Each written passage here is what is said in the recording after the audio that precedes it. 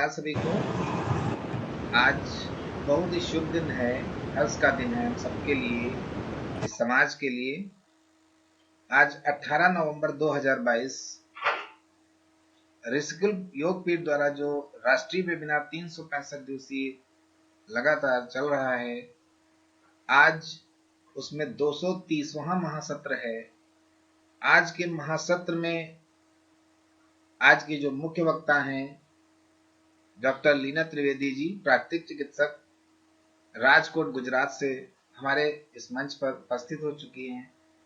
मैं उनका हार्दिक स्वागत अभिनंदन करता हूं और साथ ही सभी देशवासियों को हार्दिक बधाई देता हूं, शुभकामनाएं देता हूं। आज 5वां राष्ट्रीय प्राकृतिक चिकित्सा दिवस है जो पूरे देश में बड़े ही हर्षोल्लास के साथ मनाया जा रहा है।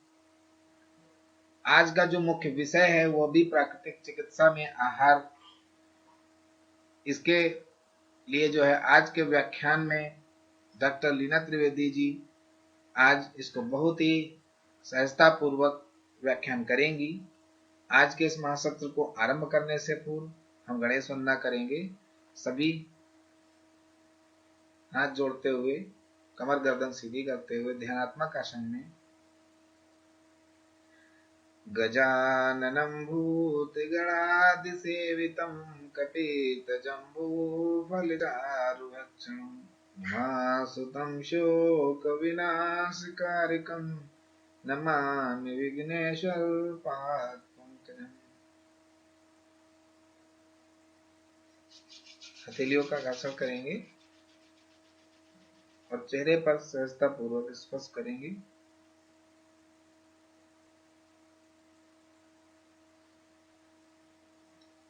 जैसा कि आज 18 नवंबर 2022 आज की मुख्य वक्ता डॉक्टर लीना त्रिवेदी जी हमारे इस वेबिनार महामंच पे उपस्थित हो चुकी हैं। हम उन्हें पुनः हार्दिक अभिनंदन करते हैं, स्वागत करते हैं और साथ ही संक्षिप्त परिचय दे देते हैं। डॉक्टर लीना त्रिवेदी जी राजकोट गुजरात से हैं। Naturopath, therapist, yoga trainer, Sujok acupressure, massage master, corporate trainer हैं और साथ ही प्राकृतिक चिकित्सा और योग चिकित्सा पर निरंतर उनके प्रशिक्षण चलते रहते हैं, ऑनलाइन ऑफलाइन दोनों माध्यम से। और लगातार जो है उनकी समाज सेवा इस क्षेत्र में बहुत ही विस्तार रूप ले रही है।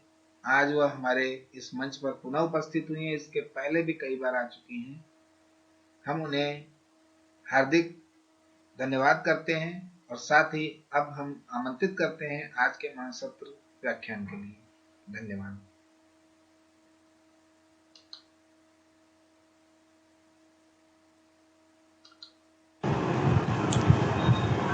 ऋषिकुल योगपीठ के सभी अध्यक्ष और संयोजक को मेरा प्रणाम और साथ में जुड़े हुए सभी स्वास्थ्य प्रेमी, आरोग्य प्रेमी को मेरा नमस्कार। आज 18 नवंबर प्राकृतिक चिकित्सा दिवस है, तो आप सभी आरोग्य प्रेमियों को प्राकृतिक चिकित्सा दिवस की ढेर सारी शुभकामनाएं। अब प्राकृतिक चिकित्सा क्या है इसके बारे में हम थोड़ी सी जानकारी लेंगे। तो प्राकृतिक चिकित्सा यानी कि पंच महाभूतों द्वारा की जाने वाली चिकित्सा। तो पंच महाभूत कौन कौन से हैं? तो पृथ्वी, पानी, अग्नि, आकाश और वायु, इन 5 तत्वों से हमारे शरीर की रचना हुई है और प्राकृतिक चिकित्सा के अंदर इन्हीं 5 तत्वों के द्वारा हमारे शरीर की चिकित्सा की जाती है। और जैसे मेडिकल साइंस में होम्योपैथी, एलोपैथी, यूनानी, सिद्धा, आयुर्वेदा, इस तरह की अलग अलग पैथियां है, ठीक इसी तरह प्राकृतिक चिकित्सा यानी कि नेचुरोपैथी भी हमारे देश की प्राचीन परंपरागत चिकित्सा पद्धति है। और इस पद्धति की, इस पैथी की सबसे अच्छी बात यह है कि एकदम ही सरल पद्धति है। इसमें किसी भी दवाई का प्रयोग नहीं किया जाता, ना ही ऑपरेशन की जरूरत पड़ती है। एक सिंपल, जैसे मैंने आपको बताया कि जिन पंच महाभूतों से हमारे शरीर की रचना हुई है, उन्हीं के द्वारा हमारे शरीर की चिकित्सा की जाती है। तो एकदम ही सरल चिकित्सा पद्धति है। अब आज का जो हमारा विषय है कि प्राकृतिक चिकित्सा में आहार, तो उसके बारे में बात करें तो पहले तो हम ये कहेंगे कि फूड इज मेडिसिन, आहार ही औषध है। और प्राकृतिक चिकित्सा में आहार को बहुत ही महत्व दिया गया है। यदि हम कुछ ना करें और हमारा आहार ठीक रखे तो भी हम कई सारी बीमारियों से बच सकते हैं। अब आहार क्यों लेना चाहिए, पहला तो प्रश्न ये उठता है कि आहार क्यों। तो शरीर के ग्रोथ के लिए, शरीर के विकास के लिए। तो हमारे शरीर का जो ग्रोथ है वो 40 साल तक होता है।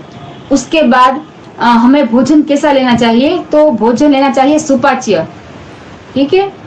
इसके अलावा हमारा भोजन कैसा होना चाहिए, तो भोजन होना चाहिए पोषक, यानी कि सुपाच्य होना चाहिए, जो आसानी से पच जाए। और इसके अलावा शोधक, यानी कि निष्कासन करने वाला होना चाहिए। तो हमारा जो आहार है वो पोषण देने वाला और उसके साथ साथ निष्कासन करने वाला, क्योंकि ज्यादातर जो समस्याएं होती है वो पेट से संबंधित होती है और पेट ही सभी बीमारियों की जड़ है। प्राकृतिक चिकित्सा में ऐसा कहा जाता है कि पेट से ही सभी रोगों की शुरुआत होती है। तो जो हमारा भोजन है वो सुपाच्य होना चाहिए। इसके अलावा वो शोधक, यानी कि निष्कासित करने वाला होना चाहिए। और खास करके जो हमारा भोजन है वो 6 रस युक्त, यानी कि 6 रसों से युक्त होना चाहिए, जिसमें कड़वा, मीठा, खारा, तूरा, नमकीन, इन 6 रसों से युक्त हमारा भोजन होना चाहिए। यदि इन 6 रसों का संतुलन हमारे शरीर में बना रहेगा तो हम कई सारी बीमारियों से बच जाएंगे। इसके अलावा यदि बात करें तो आहार हमें कब लेना चाहिए, ये भी एक बहुत बड़ी बात है। तो कि जब हमें सच्ची भूख लगे तभी हमें खाना चाहिए। जनरली हम क्या करते हैं, खास करके लेडीज की टाइम के हिसाब से चलती है कि चलो भाई टाइम हो गया, खा लेते हैं, काम निपटाना है, खा लेते हैं। पर ये बिल्कुल गलत तरीका है। जब हमें सच्ची भूख लगे, हमारी बॉडी डिमांड करे, तभी हमें खाना चाहिए।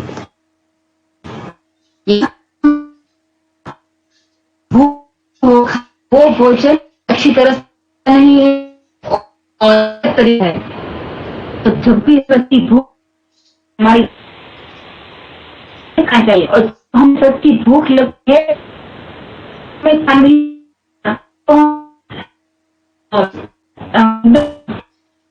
सकते हैं, कुछ भी खा लेते हैं। भूख यदि सच्ची ना हो तो हमें मसाले वाले खाने का मन करता है। तो जब सच्ची भूख लगे तब हमारे मुंह से एक सलाइवा का स्राव होता है। तो जब वो सलाइवा खाने के साथ मिलती है तब उसका पाचन ठीक तरह से होता है। अब आहार कितना, ये भी एक समझने की बात है कि जब हमें सच्ची भूख लगे और शरीर की आवश्यकता के हिसाब से हमें खाना चाहिए। और खास करके जितनी हमारी भूख है, मान लो कि 100 में से 90% खाना चाहिए और 10% खाली भाग रखना चाहिए। तो ये ही सही तरीका है ताकि भोजन का पाचन अच्छी तरह से हो सके। अब खास करके जब भी हम भोजन करें तो भोजन से पहले पंच स्नान करना चाहिए। तो पंच स्नान यानी कि क्या, तो हाथ, पैर, गला, कान और चेहरा, इन 5 को अच्छी तरह से धोना, इसे पंच स्नान कहा जाता है। तो पंच स्नान करने से क्या होता है कि हमारे शरीर का जो टेम्परेचर होता है, तापमान, उसे ये समतोल करता है। तो जब भी हम खाना खाने बैठे तो पंच स्नान करके ही भोजन करना है। अब भोजन जब भी हम बनाते हैं तब हमारी मानसिकता कैसी होनी चाहिए। जब भी हम भोजन बनाते हैं तो कभी कभी हमारा मन ठीक नहीं होता, कभी हमें गुस्सा आता है, कहीं बाहर जाना होता है, जल्दी जल्दी में बनाते हैं। तो ये भी एक बहुत बड़ी समझने की बात है कि जब हम भोजन बनाते हैं तब हमारी मानसिकता अच्छी होनी चाहिए, क्योंकि जैसे हमारे वाइब्रेशन होंगे तो खाने में भी ऐसा ही वाइब्रेशन मिलेंगे।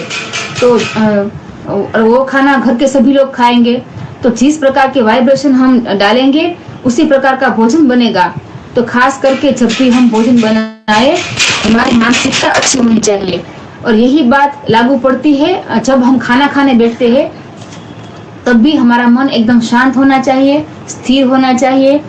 और मैं तो ये भी कहूँगी कि जब हमारा मन स्थिर ना हो, मन क्रोधित हो, कोई टेंशन या स्ट्रेस हो, उस टाइम पर खाना बनाना और खाना खाना अवॉइड करना चाहिए। इससे तो अच्छा है कि हम ना खाएं, उस टाइम का भोजन स्किप करें। और भोजन कब नहीं लेना चाहिए, तो जैसे मैंने आपको बताया कि जब हमें कोई टेंशन हो, कोई स्ट्रेस हो, तब हमें खाना नहीं खाना चाहिए, क्योंकि उस टाइम पर हमारी जो ऑरा होती है ना बॉडी की, वो वीक होती है। तो उस टाइम का खाना हमें स्किप करना चाहिए। अब भोजन किस तरह लेना चाहिए, तो जब हम खाना खाते हैं तो ईश्वर का और जिन्होंने भी भोजन पकाया है उसका हमें आभार मानना चाहिए। इसके अलावा जैसे हम मंदिरों में जाते हैं और कितने भाव से सम्मान के साथ हम प्रसाद ग्रहण करते हैं, ठीक उसी तरह हमें भोजन ग्रहण करना चाहिए। मान लो कि हम कोई प्रसाद खा रहे हैं, ठीक है, तो भोजन को प्रसाद स्वरूप में खाए और ईश्वर का और जिन्होंने भी भोजन बनाया है उसका हम आभार व्यक्त करें। अब भोजन को किस तरह से ले, तो भोजन चबा चबा कर खाना चाहिए। तो एक बात कही जाती है कि हमारे मुंह में जितने दांत होते हैं ना, ठीक उसी तरह से हमें 32 बार भोजन को चबा चबा कर और लिक्विड बनाकर लेना चाहिए, ताकि भोजन आसानी से पच जाए और हमारे मुंह के अंदर जो सलाइवा होती है वो भोजन के साथ ठीक से मिक्स हो सके और उसका पाचन ठीक तरह से हो सके। और जब भी हम पानी पिए तो उल्टा पानी को चबा चबा कर खाना चाहिए। और जैसे हम मुंह में कुगला करते हैं, ठीक उसी तरह मुंह में पानी को फेर कर उसे धीरे धीरे निगलना चाहिए। तो भोजन को चबा चबा कर पीना चाहिए और पानी को चबा चबा कर खाना चाहिए। खाली हम इतना करेंगे तो भी हमारे स्वास्थ्य के लिए बहुत ही अच्छा है।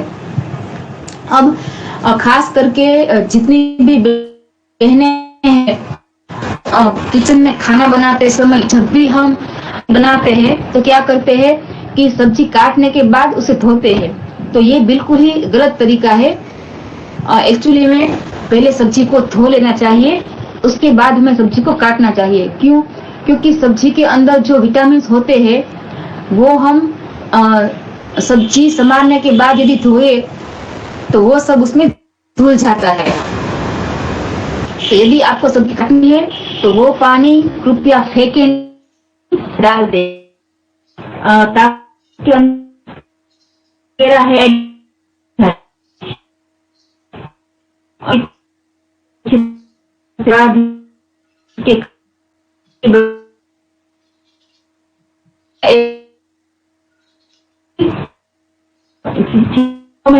कई तरह के विटामिन और मिनरल्स होते हैं। तो इन छिलकों का भी प्रयोग करें खाने में। इसके अलावा जो हम आटा खाते हैं, खास करके गेहूं का आटा, तो हम सब बारीक पिसे हुए आटे का यूज करते हैं। तो हमारे स्वास्थ्य के लिए जो गेहूं का आटा आता है, चोकर सहित आटा, वो हमारे स्वास्थ्य के लिए बहुत ही अच्छा है, क्योंकि उसमें फाइबर मिले होते हैं। तो वो हमारे स्वास्थ्य के लिए बहुत ही अच्छे हैं। तो जब भी हम कोई भी आटे का यूज करें तो उसे बारीक नहीं पीसना है, परंतु चोकर सहित आटे का यूज करना है।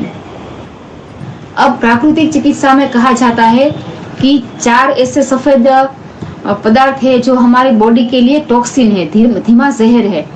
तो ये 4 पदार्थ कौन से है? तो इसमें पहला आएगा नमक, चीनी, डालडा, घी और मैदा। ये हमारे स्वास्थ्य के लिए बहुत ही हानिकारक है। तो हो सके तो इन चारों चीजों को अवॉइड करें और नमक की जगह सेंधा नमक का यूज करें। अब स्वस्थ रहने के लिए हमें क्या करना चाहिए? तो स्वस्थ रहने के लिए जो हम बाहर का पैकेट फूड, जंक फूड, इसके अलावा बेकरी आइटम, ये सभी जो खाते हैं, उन सभी का हमें त्याग करना चाहिए, बंद करना चाहिए। क्योंकि जो भी जितनी भी बाहर की आइटमें हैं वो हमारे स्वास्थ्य के लिए ठीक नहीं है। और जैसा मैंने आपको बताया कि जो हम बाहर का खाना खाते हैं उसमें जो लोग खाना बनाते हैं उन लोगों के खाना बनाते समय वाइब्रेशन कैसे है वो भी हमें पता नहीं है। तो जब भी बाहर का खाना खाए तो वो हमारे स्वास्थ्य के लिए ठीक नहीं है, तो वो अवॉइड करें। और junk food, bakery food, packet food और खास करके मैदा, तो मैदे को पचने में बहुत ही टाइम लगता है, लगभग 48 आवर्स से भी ज्यादा टाइम लगता है। तो मैदे को अवॉइड करना है जो हमारे स्वास्थ्य के लिए बिल्कुल हानिकारक है और वो आंतों में जाके चिपकता है। तो ये सभी चीजें हमें अवॉइड करनी है। इसके अलावा प्राकृतिक चिकित्सा में कहा जाता है कि raw food is live food and cooked food is dead food. तो जो हमें प्रकृति से सीधा मिला है उन्हीं पदार्थों का, उन्हीं चीजों का हमें लेना चाहिए। जैसे कि फल है तो फल को भी हो सके उतना काट के नहीं खाना चाहिए, ऐसे ही खाना चाहिए। इसके अलावा जितनी भी हरे पत्ते वाली भाजियां है उनका सूप पी सकते हैं, उनको बॉईल करके भी खा सकते हैं। और इससे भी अच्छा है कि उसका जूस बनाकर पिए। जितनी भी हरे पत्ते वाली भाजियां है उनका जूस बनाकर पिए, वो हेल्थ के लिए भी अच्छी है। उनमें विटामिन मिनरल्स भी होते हैं जिसका हम पूरा लाभ ले सकते हैं। इसके अलावा मान लो कि आपको अनाज खाना हो कोई भी, तो हो सके तो आप प्रयत्न कीजिए कि जो आटा है वो बारीक पिसा हुआ ना हो, चोकर सहित आटे का प्रयोग करें ताकि उसमें जो फाइबर है हमारी बॉडी को मिल सके। और फाइबर से हमारे शरीर की सफाई बहुत ही अच्छे तरीके से होती है। तो और खास करके आजकल के समय में हम देखते हैं कि घर घर में एल्यूमिनियम के बर्तन का यूज होता है जो हमारे स्वास्थ्य के लिए बहुत ही डेंजरस है। तो हो सके तो मिट्टी के बर्तनों में खाना पकाए, क्योंकि मिट्टी के बर्तनों में खाना पकाने से जो भी पोषक तत्व होते हैं वो हमें पूरे मिल पाते हैं। तो पहले हो सके तो मिट्टी के बर्तनों का प्रयोग करें। इसके अलावा कांसे के बर्तन भी आते हैं, पीतल के बर्तन भी आते हैं जो पहले के समय में सबके घर में पाए जाते हैं। पर आजकल क्या है कि ये सभी बर्तन रेयरली कहीं पर ही देखने को मिलते हैं। तो आजकल सभी के घर में एल्यूमिनियम के बर्तन आ गए हैं, तो वो हमारे स्वास्थ्य के लिए बिल्कुल ही ठीक नहीं है। तो यदि आपके पास कुछ भी ना हो तो आप स्टील के बर्तन यूज कर सकते हैं। और आजकल की जो हमारी जीवन शैली हो गई है जिसमें शारीरिक श्रम का अभाव है, तो खास करके जिनको ओबेसिटी है और जिनके जीवन में शारीरिक श्रम का अभाव है उन लोगों को प्रोटीन और हाईली प्रोटीन वाला डाइट को अवॉइड करना है। क्योंकि क्या होता है कि एक तो हमारा शरीर में श्रम नहीं होता और उस पर जो हम हाईली प्रोटीन वाला डाइट ले, मान लो कि दाल है, इसके अलावा सभी कठोल है, पल्सीज यानी कि कठोल है, तो इन सभी का हम ज्यादा प्रयोग करेंगे, ज्यादा खाने में लेंगे तो हमारे शरीर के अंदर प्रोटीन का अतिरेक होगा, क्योंकि श्रम तो है नहीं। तो इससे क्या होगा कि हमारे शरीर में यूरिक एसिड का जमाव होगा और इसके परिणाम स्वरूप संधिवा, ऑस्टियोआर्थराइटिस और पैरों के दर्द, कई प्रकार की तकलीफें हमारे शरीर में आएगी। तो जिनका भी शारीरिक श्रम का अभाव है वो कृपया जो सुपाच्य आहार हो उसी का प्रयोग करना चाहिए। इसके अलावा प्राकृतिक चिकित्सा में ऐसा कहा जाता है कि 99% बीमारी का कारण है कब्ज, क्योंकि एक तो हमारा आहार ऐसा होता है, शारीरिक श्रम का अभाव होता है, आजकल की हमारी जीवन शैली ऐसी हो गई है। तो हो सके उतना पोषक आहार ले जो आसानी से पच जाए, जिसका निष्कासन अच्छी तरह से हो सके। खास करके फाइबर वाला फूड लीजिए।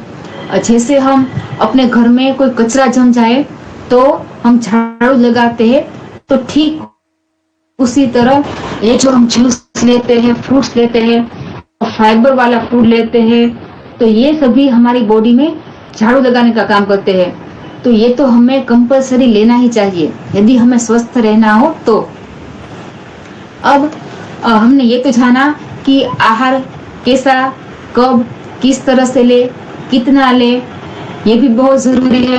फिर भोजन बनाते समय, भोजन लेते समय हमारी मानसिकता कैसी होनी चाहिए ये भी हमने जाना।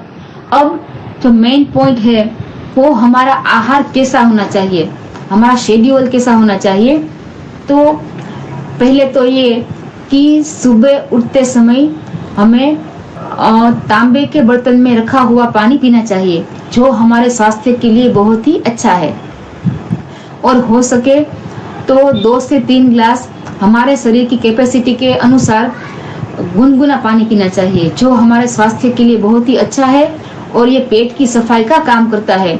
तो तांबे के बर्तन में रखा हुआ पानी और खास करके सुबह के समय गुनगुना पानी 2 से 3 गिलास आपके शरीर की आवश्यकता के अनुसार लेना चाहिए। और यदि आप इसमें आधा नींबू निचोड़कर पानी पीते हैं तो भी वो अच्छा सफाई का काम करता है। पर जिनकी पित्त प्रकृति है, जिनको सिर दर्द रहता हो, और नींबू अनुकूल नहीं आता, वो लोग करे तो वो गुनगुना पानी ले सकते हैं। इसके अलावा जिनको कब्ज की तकलीफ रहती हो, वो लोग 10 से 15 किशमिश, 2 अंजीर वो भी ले सकते हैं सुबह के टाइम, वो भी पेट की सफाई का काम करता है। फिर मॉर्निंग में यदि हम नाश्ता करने के बजाय जो हम जूस ले तो वो हमारी हेल्थ के लिए बहुत ही अच्छा है। और जूस में भी जितने भी जूस है उसमें सबसे अच्छा, सबसे बेस्ट जूस है पेठे का जूस, जिसे अंग्रेजी में कहते हैं ऐश गार्ड। तो ऐश गार्ड का जूस हमारे हेल्थ के लिए बहुत ही अच्छा है। जिनको वेट लॉस करना हो उनके लिए ऐश गार्ड का जूस बहुत ही बेस्ट है। और जिनको आंतों की गर्मी, पेट की गर्मी रहती हो, उनके लिए भी ऐश गार्ड का जूस बहुत ही अच्छा है। और जैसे हम आगरा के पेठे खाते हैं, ठीक उसी तरह ये पेठे का फल मिलता है। अंदर से उसके बीज निकाल देने हैं, ऊपर से छिलका निकाल देना है और उसका जूस जैसे हम नारियल का पानी पीते हैं उसी तरह उसका टेस्ट आता है। तो मैं सभी से ये निवेदन करूंगी कि आप सभी पेठे का जूस पिए। दिन में 2 बार पिए तो भी अच्छा है, वरना 1 बार पिए तो वो हमारी हेल्थ के लिए बहुत ही अच्छा है। और ऐसा कहा जाता है कि पेठे का जूस डिटॉक्स जूस है। हमारे बॉडी में जितने भी टॉक्सिन होते हैं, जितने भी गंदगी होती है, उसे वो खींचकर बाहर निकालता है। इसके अलावा सेकंड नंबर पे आएगा जितनी भी हरे पत्ते वाली भाजी आती है, पालक है, मेथी है, धनिया है, तो जितनी भी हरे पत्ती वाली भाजी आती है, यदि हम इनका भी जूस पिए तो उसमें भी विटामिन मिनरल्स भरपूर मात्रा में होते हैं। तो जैसा कि मैंने आपको बताया कि यदि हम कोई भी फूड जो हमें प्रकृति से सीधा मिला है उसका हम यूज करेंगे तो उसके विटामिन मिनरल्स जो होते हैं वो हमें पूरे मिल पाएंगे। और जो हम पका हुआ खाते हैं उसमें वो खाद्य पदार्थ नष्ट हो जाते हैं आधे से भी ऊपर, और उसमें भी हम एल्यूमिनियम के बर्तन यूज करते हैं। तो हो सके तो सीधा उसका यूज करें, उसका जूस पिए, जो हमारी बेस्ट हेल्थ के लिए बहुत ही बेस्ट है। फिर तीसरे नंबर पर आता है जितनी भी हरे सब्जी आती है, मान लो कि लौकी है, और अभी तो जाड़े के दिन है, ठंडी के दिन तो अभी आंवला आता है। तो आंवला तो धरती पर का अमृत है, तो जूस में आप आंवला भी डाल सकते हैं, वो भी बॉडी की गंदगी निकालने के लिए, टॉक्सिन निकालने के लिए बहुत ही अच्छा है। इसके अलावा गाजर है, बीट है, तो जितनी भी हरी सब्जी आती है वो आप जूस में यूज कर सकते हैं। तो एक तो मैंने आपको बताया पेठे का जूस, इसके अलावा जितनी भी हरे पत्ती वाली भाजी आती है उसका जूस, और इसके अलावा तीसरे नंबर पर आता है जितनी भी हरी सब्जी आती है उसका जूस। तो आप तीनों भी ले सकते हैं, और या अपने शरीर की आवश्यकता के अनुसार कोई भी एक जूस भी ले सकते हैं। तो ये हो गया सुबह का हमारा डाइट। और मान लो कि यदि आपको जूस पीने के बाद भी भूख लगे तो आप सवेरे के समय फल खा सकते हैं, जो हमारी हेल्थ के लिए बहुत ही अच्छे हैं। और इसमें फाइबर भी होते हैं, विटामिन और मिनरल्स भी होते हैं, जो हमारी हेल्थ के लिए भी अच्छा है। तो यदि हम सुबह के टाइम पर जूस पिए, फ्रूट्स खाए, तो वो हमारी हेल्थ के लिए भी अच्छा है, पेट के मल को भी निकालता है और हमारे आंतों की भी सफाई होती है। अब दोपहर के टाइम पर हमें क्या खाना चाहिए? तो दोपहर के टाइम पर पहले तो हमें सलाद खाना है। मैक्सिमम जितनी हमें भूख लगी हो उसके हिसाब से सलाद खाइए। इसके अलावा जिनकी वायु प्रकृति है, जिनको कब्ज रहता हो और एसिडिटी गैस की तकलीफ रहती हो, उन लोगों को खास करके जो स्प्राउट है, कठोल, उनको अवॉइड करना है। सभी दालें अवॉइड करनी है क्योंकि इनमें वायु तत्व की मात्रा ज्यादा होती है। तो वो इन लोगों को कठोल और सभी दालें अवॉइड करनी चाहिए। और वो लोग मूंग ले सकते हैं। मूंग को चाहे आप स्प्राउट करके खाए, उसको बॉईल करके खाए या उसको पका कर खाए। तो मूंग सभी के स्वास्थ्य के लिए बहुत ही अच्छा है और वो सभी लोग ले सकते हैं। और खास करके यदि आप मूंग को स्प्राउट करके ले तो वो हेल्थ के लिए बहुत ही अच्छा है। और मूंग के साथ जो मूंगफली आती है, मूंगफली को भी आप स्प्राउट करके ले सकते हैं क्योंकि उसमें विटामिन ए भरपूर मात्रा में होता है, तो वो आप स्प्राउट करके ले सकते हैं। और सलाद के साथ भी यदि आपको स्प्राउट मिक्स करना हो तो आप ले सकते हैं। अब कई लोग ऐसी कंप्लेन करते हैं कि हमें स्प्राउट या सलाद अच्छा नहीं लगता, तो जिनको ये कंप्लेन है वो लोग हरी चटनी बनाकर उसमें मिक्स कर सकते हैं ताकि उसका टेस्ट अच्छा आए। अब एक खास ध्यान क्या रखना है कि जब भी हम खाना खाए उसके आधे घंटे पहले सलाद खाना है, हो सके तो उसके आधे घंटे के बाद ही भोजन करें। क्यों? क्योंकि सभी की प्रकृति, सभी की तासीर अलग अलग होती है। किसी को क्या होता है कि खाना खाने के साथ यदि वो सलाद खाए तो किसी को गैस और एसिडिटी की तकलीफ हो जाती है। तो दोनों को मिक्स नहीं करना है, ना ही भोजन के साथ में सलाद खाना है और ना ही भोजन के बाद खाना है। भोजन को हमेशा सलाद को हमेशा भोजन से पहले लेना है और आधा घंटे पहले। और जितनी हमारी भूख हो उसके हिसाब से सलाद खाइए और फिर हमारी आवश्यकता के हिसाब से हमें खाना चाहिए पका हुआ भोजन।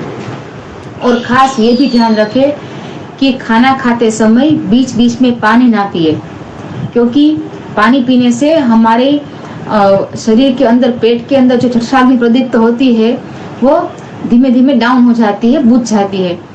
तो खाना खाने के 1 घंटे बाद पानी पिए। और यदि आपको लिक्विड की आवश्यकता हो तो आप छाछ का प्रयोग कर सकते हैं। छाछ डाइजेशन के लिए बहुत ही अच्छी है। और हो सके तो छाछ के अंदर भुना हुआ जीरा पाउडर वो आप डाल सकते हैं दही के अंदर या छाछ के अंदर। वो हमारी हेल्थ के लिए और खास करके डाइजेशन के लिए बहुत ही अच्छा है। अब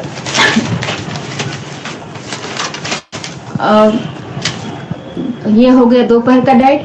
इसके बाद 3 या 4 बजे आप नींबू पानी ले सकते हैं, मध का पानी ले सकते हैं या कोई भी कोकम का शरबत है, ऐसा कोई भी आप लिक्विड ले सकते हैं। इसके अलावा आप सूप भी ले सकते हैं। तो हो सके उतना लिक्विड डाइट लेना है शाम को। और फिर रात को जब भी हम खाना खाए तो हल्का सुपाच्य भोजन लेना है, जैसे कि खिचड़ी है, पोहा है, उपमा है। फिर या तो आप सब्जियों का सूप भी पी सकते हैं, जूस भी ले सकते हैं, या तो आप फल भी खा सकते हैं। और यदि आपको दूध पीना हो तो गाय का दूध लेना चाहिए। गाय का दूध पचने में भी अच्छा है। और हो सके तो दूध और खाने को मिक्स ना करें, क्योंकि दूध अपने आप में संपूर्ण आहार है। तो जब भी हम खाना खाते हैं उसके साथ दूध लेने की आवश्यकता नहीं है। और यदि हम दूध लें तो भोजन करने की आवश्यकता नहीं है।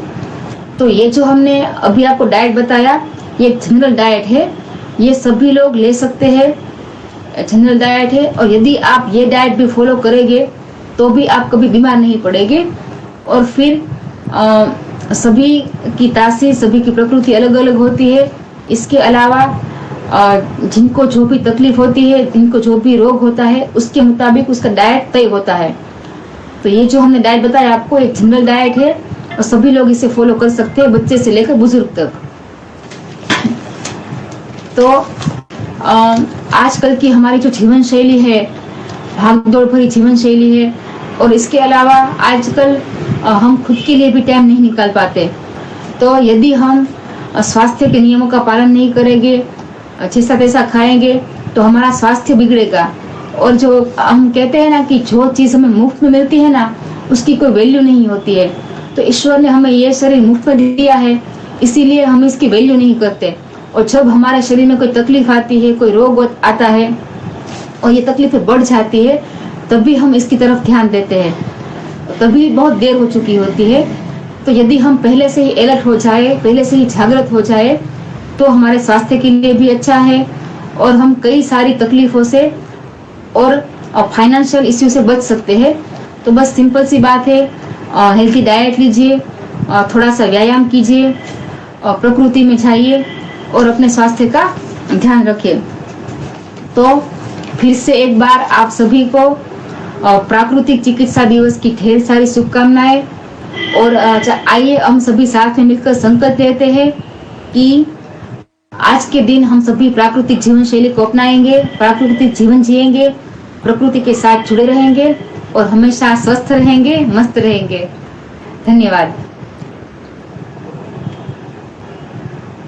बहुत बहुत धन्यवाद डॉक्टर लीना त्रिवेदी जी ने आज जो है हमारे इस राष्ट्रीय वेबिनार दिवसीय वेबिनार आयोजन में उपस्थित होकर उन्होंने इतना अच्छा और इतना सहजता पूर्वक जो व्याख्यान किया है प्राकृतिक चिकित्सा में आहार, जो बहुत ही उपयोगी है। और कहीं न कहीं लोग जो है सब कुछ जानने के बावजूद भी जो है उनके डाइट सिस्टम बिगड़े हुए हैं, कह लीजिए खराब है, क्योंकि वो रूटीन में नहीं आ पा रहे हैं। आज फास्ट फूड का जीवन जो है इंगित कर रहे हैं, फास्ट फूड को ज़्यादा लाइक कर रहे हैं हर तरीके से। तो उसमें जो भी क्रम महाराज बताया गया है इस व्याख्यान में, मेरा यही संदेश है, मेरी यही गुजारिश है सभी से कि इस डाइट सिस्टम को फॉलो करें। निश्चित है कि आप स्वस्थ भी रहेंगे और जो लोग अस्वस्थ हैं और उन्हें जानकारी ही नहीं है कि हम अस्वस्थ हैं, वो भी स्वस्थ हो सकते हैं। तो ये एक प्राकृतिक चिकित्सा हमारा बहुत ही प्राचीनतम पद्धति है, चिकित्सा पद्धति है, जिसको भूल चुके थे लेकिन अब याद करने की ज़रूरत है, अपनाने की ज़रूरत है। तो बस आज 18 नवंबर 2022 को आज 5वें प्राकृतिक चिकित्सा दिवस पर सभी लोग संकल्प लें कि हमें अब प्राकृतिक चिकित्सा पूरे तरीके से स्वयं में भी अमल करना है और दूसरों को अमल करने के लिए प्रेरित भी करें। इसी के साथ आज के इस महासत्र को विराम दिया जाएगा। सर 2 मिनट में हम कुछ बोलना चाहते हैं। जी बिल्कुल। आज जो हमने प्राकृतिक चिकित्सा के बारे में, आहार का जो महत्व है प्राकृतिक चिकित्सा में, उसके बारे में सभी को बात की, पर ये बहुत ही लंबा विषय है, उसके बारे में जितना कहा जाए उतना कम है। तो हमारे पास टाइम मर्यादित था, इसीलिए ज़्यादा बात नहीं कर पाए। पर यदि किसी को हेल्थ इश्यू हो और किसी को बगैर दवा के ठीक होना हो तो वो हमसे संपर्क कर सकते हैं। हम कंसल्टिंग भी, सारवार भी करते हैं, निदान भी करते हैं। इसके अलावा सुजोग, एक्यूप्रेशर, मसाज और अलग अलग जगहों पर नेचुरोपैथी और योग की शिविर भी करते हैं, सेमिनार भी लेते हैं, वेबिनार भी करते हैं। तो जिनको स्वास्थ्य से संबंधित कोई भी तकलीफ हो और बगैर दवाई के किसी को ठीक होना हो तो वो हमें संपर्क कर सकते हैं। इसके अलावा ये प्राकृतिक चिकित्सा की कुछ प्रोडक्ट है जो हमारी हेल्थ के लिए बहुत ही अच्छी है। इसे कहा जाता है लपेट। तो ये लपेट 5 प्रकार की आती है: पेट, गला, छाती, सिर और पैर। तो इसकी कोई साइड इफेक्ट भी नहीं है और ये बांधने से भी एक चमत्कार जैसा लाभ मिलता है। और इससे भी हमारे शरीर के जितने भी अंग है, पेट, गला, छाती, सिर और पेट से संबंधित जितनी भी प्रकार की समस्याएं होती है वो समस्याएं दूर होती है। तो ये बहुत ही अच्छा है, इसका रिजल्ट भी बहुत ही अच्छा है और हमारे स्वास्थ्य के लिए भी बहुत ही अच्छी है। इसके अलावा ये एनिमा पोट है। तो आजकल सभी को, जैसे मैंने आपको बताया कि सभी बीमारियों की जड़ पेट है, तो सभी के शुरुआत होती है पेट से। तो सभी के घर में बाथरूम में एनिमा पोट होना ही चाहिए, क्योंकि हमारी जीवन शैली ऐसी हो गई है। तो एनिमा पोट से आंतों की सफाई होती है। तो जैसे हम बाथरूम में साबुन यूज करते हैं, साबुन रखते हैं, ठीक उसी तरह हमारे बाथरूम में एनिमा पोट भी होना चाहिए। और इसकी हमें आदत नहीं डालनी है, पर जब भी हमें इसकी जरूरत लगे तो इसका प्रयोग हमें करना है। इसके अलावा ये आई वॉश कप है आंखों की सफाई के लिए, तो इसका भी हम यूज करें। तो भी हम आंखों से संबंधित जितने भी प्रकार की समस्याएं होगी उससे दूर हो सकते हैं। फिर ये है घर्षण थैली। जैसे हम नहाने के लिए साबुन का यूज करते हैं, ठीक उसी तरह ये प्राकृतिक साबुन है। इसे हाथ में ऐसे पहन लेना है और पूरी बॉडी पर इसे रब करना है। तो इससे क्या होता है कि हमारी बॉडी के जितने भी टॉक्सिन होते हैं वो निकल जाते हैं, डेड स्किन निकल जाती है और ब्लड सर्कुलेशन प्रॉपर होता है और त्वचा से संबंधित जितने भी विकार होते हैं वो दूर होते हैं। तो ये सभी प्रोडक्ट हम रखते हैं। किसी को लेनी हो तो डायरेक्ट हमें संपर्क कर सकते हैं। और ये सभी जो हम चीज हमारे पास है उनकी कोई साइड इफेक्ट नहीं है। इसका रिजल्ट बहुत ही अच्छा है। तो यदि हम सही जीवन शैली अपनाएं और ये कुछ प्राकृतिक ट्रीटमेंट का हम यूज करें तो हम आजीवन स्वस्थ रह सकते हैं। तो किसी को भी इन चीजों को लेना हो तो हमें संपर्क करें। और इन सभी चीजों के बारे में यदि आपको डीप में जानना हो तो अगले सेशन ऐसा रखेंगे कि जिसमें हम इन सभी चीजों के बारे में डीप में बता सके, इसके लाभ के बारे में बता सके। धन्यवाद। बहुत बहुत धन्यवाद। प्राकृतिक चिकित्सा को एक कहीं न कहीं नया रूप देने का जो है एक विचार किया जा रहा है, कैसे किया जाए। तो निश्चित है कि आने वाले समय में कुछ तो तकनीक का उपयोग करना ही होगा। उसी तकनीक को जो है बताने का प्रयास किया है डॉक्टर मैम ने। तो ठीक है, हम बिल्कुल संपर्क करेंगे भी और कराएंगे लोगों का, जिससे लाभ मिल सके सबको। और आज के इस कार्यक्रम को यहीं पर हम विराम देंगे, शांति पाठ करेंगे। सभी लोग कमर गर्दन सीधी करते हुए ध्यानात्मक आसन में गायत्री मंत्र का 3 बार उच्चारण करते हैं।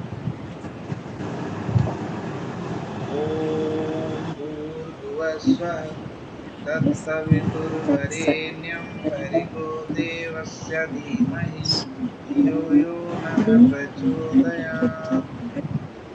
ओम भूर्भुवस्वः तत्सवितुर्वरेण्यं भर्गो देवस्य धीमहि धियो यो नः प्रचोदयात्।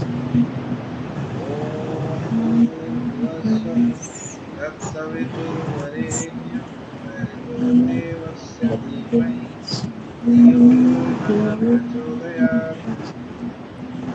ओम शांति शांति शांति।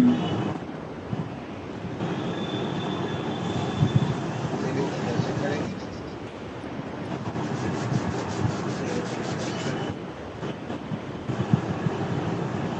पुनः धन्यवाद डॉक्टर लीना त्रिवेदी जी को, अपना बहुमूल्य समय दिया और सबसे महत्वपूर्ण जानकारी भी प्रदान की। और फिर मिलते हैं एक नए विषय के साथ, नए टाइम पर, नए समय पर। तब तक के लिए आज सभी को नमस्कार, जय श्री कृष्ण।